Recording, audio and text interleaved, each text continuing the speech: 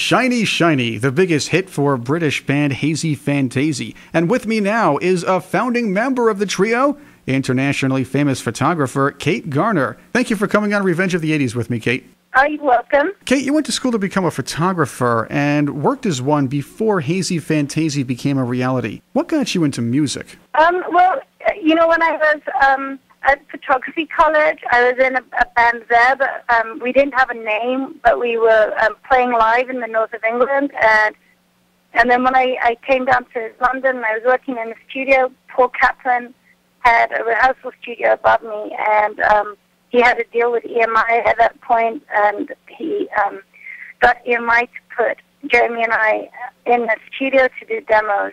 And so it just, music and photography was happening simultaneously. And, with Hazy, it happened so fast that took precedence. The choice was made for me for a few years. I have to ask you, how did you meet these guys? How did you meet Paul Kaplan and Jeremy Healy? I met Paul because he had a rehearsal studio above the photographic studio that I was working in the East End of London. And I met Jeremy because I did a shoot for a magazine, and he came as a hairdresser. But he wasn't really a hairdresser. I met Paul, and I was going to go into the studio to do demos, and I asked him to write the songs with me. He was working, he was a DJ even then, so... And he just happened to be really, really good at lyrics. I didn't know before I asked him. But fortunately, he was a really good writer. Now, Paul had a doctorate or something before he met you guys? Yeah, he had. Went to Cambridge and did mathematics. He studied a form of mathematics that only, I think, about 4 people studied in England. So, yeah, it was... music and math are quite similar, I guess. Kate, how did the three of you come up with a concept for Hazy Fantasy? The clothes, the sound, and the name? I don't know. It's hard to figure out what... we didn't come up with a concept. When I met Jeremy, he already had, one long gray dreadlock. And then I kind of invented this method to lock up people, when you had Caucasian hair, to make it dreadlock. And... So we did that, and then our taste in music was very eclectic. We were listening to African music and Irish music and, bluegrass, Cajun music, and we were in love with the Artful Dodger, and so it was just a mishmash of all that, really. We didn't really conceptualize it so much as it just grew by itself, and... at that time in London, people were dressing in a really extreme way, and Jeremy was part of the Blitz Kids. It just all came from that, really. It wasn't a concept. Kate, who were some of Hazy Fantasy's musical influences? Really, we were listening to, more like, I guess it's called world music now. We were listening to, African music, high life, and Irish music. For example, Faulkner Kelly, who managed Sinead O'Connor, gave me 3 tapes of Irish field recordings and things like that. So we weren't really listening to popular music. I guess the only names that I can think of, Fela Kuti we were listening to, and Mark Bolan. Mostly we were listening to unknown artists. Now, Kate, obviously the talent was there, the creativity, the brains, everything was there, the look was there. How did you, Kaplan and Healy, get the attention of industry suits? Paul Kaplan was already signed to EMI, and so what he did, he had a rehearsal space, so he brought the A&R guy down from EMI, and he came, and Paul played the piano, and Jeremy and I just sang the songs that we'd written at that point with Paul. And so then EMI gave us studio time, and then from there, Paul then went to another record label, got us more studio time, so we built up about 6 songs that were really well recorded. And and then we decided to sign to David Bettridge's label. He had a small label. He started Island Records So we liked what he'd done in the past, and he had this small label that was going through RCA with only about 2 other acts on, so we decided to go with him. And also we got a lot of press because of the way we looked.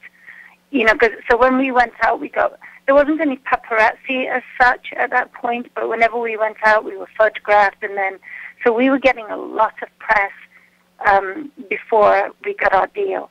So the record companies obviously thought that they could make money from us, and it didn't seem that hard at that point. Well, dressing's nice, but you still had to have the talent. Now, Kate, you showed a very interesting vocal range in your hazy days. How you were able to switch from the sweet sound of your shiny, shiny voice to an almost sort of Dale Bozio-esque squeaky tone in John Wayne is Big Leggy, then to a stronger sort of arpeggio in Sister Friction, and sort of you run the gambit of the vocal ranges here. How did you keep that up? I don't know. I don't think that I've got a really good voice. My mom had a great voice. She always told me that I couldn't sing.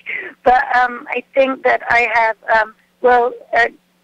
John, we worked with Tony Visconti, and he said that I had a pop voice, like a character voice. And for him, he gave me a lot of confidence, because for him, he said that was more interesting than a really what was considered a really good voice. It's a voice that's recognizable. So, I was pretty confident about my voice until I worked with Karen Wheeler, who sang for Soul to Soul, and her voice was so beautiful that she terrified me. But still, you know what? Now looking back, I know that Tony's advice is really good, that it's much more important to have character than to have a perfect voice. I think everybody can sing. I don't think there's a human being that can't sing. It's just finding your voice, really. Kate Garner is with me on Revenge of the 80s Radio. The younger generation seem to enjoy the hazy fantasy songs and videos on YouTube, but while they enjoy the excellent threads and the catchy tunes, all of that might have disguised the profound and hard-hitting messages in your lyrics. Shiny Shiny obviously had sort of an end-of-the-world apocalyptic tone, maybe a war-torn theme to it. John Wayne is Big Leggy had that double entendre, obviously, but sort of offered thoughts on racism. And those are just a couple of examples. How did you and the band manage to mix the artsy fun with the poignant subject matter? Well, I think that if you want to get a political message across, the best way is through humor. So people don't even notice that they're being, otherwise it can come across as really preachy, and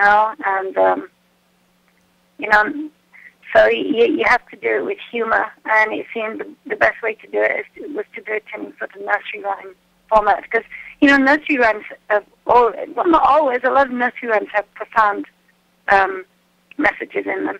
So we took our inspiration from that. Some of them are quite tragic too, like the baby falling out of the tree, that one, the birds eating somebody's nose. That's never a lot of fun. That's just the nursery rhymes for you, though. Some reports say that Healy made up the album name for Battle Hymn for Children Singing on the spot. Now, I gotta know, is that really true? What's the real story behind the name of the Hazy Fantasy album? Yeah, most of the stuff just happened spontaneously. We didn't think about it. In fact, Jeremy can make up lyrics just off the top of his head. He didn't even need to write them down. And, he came up with the name Hazy Fantasy. He probably came up with the name Battle Hymns for Children Singing. He didn't, he could just do it. It looks like Jeremy is the opposite of me. I stay up till 3 o'clock in the morning thinking of things like that. Well, maybe you should just try, I don't know, what's it called, flow consciousness. There you go. Maybe some extra sleep, too. How about that? Now, Kate, this one's for me. Strictly for me. This is the question I want to know the answer to. Where can I pick up one of those really cool Raven chess sets like in the Shiny Shiny video? No, I have no idea. I think Paul owned that, I'm not sure where that came from. But we definitely don't have it anymore. Yeah, Raven was a sore loser, too. None of us are very good at keeping hold of our belongings. That Raven was sort of a sore loser, too, wasn't he? Yeah. Paul directed that video. Did Paul direct most of the videos, or was it kind of a collaborative effort between the three of you? The first two videos we did with a really big production company, but the second video we did with them cost so much money.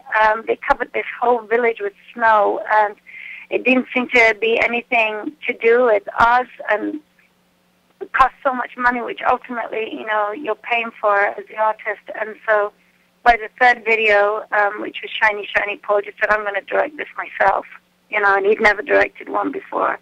And, I mean, it's very primitive, but it at least said what we wanted it to say. So. Well, sometimes less is a little bit more, isn't it? Yeah, exactly. I agree. Yeah. Kate Garner is my guest. Straight ahead, we'll talk about life after Hazy Fantasy and Kate's evolution as an artist. I'm Chris Cordani. This is Revenge of the 80s Radio.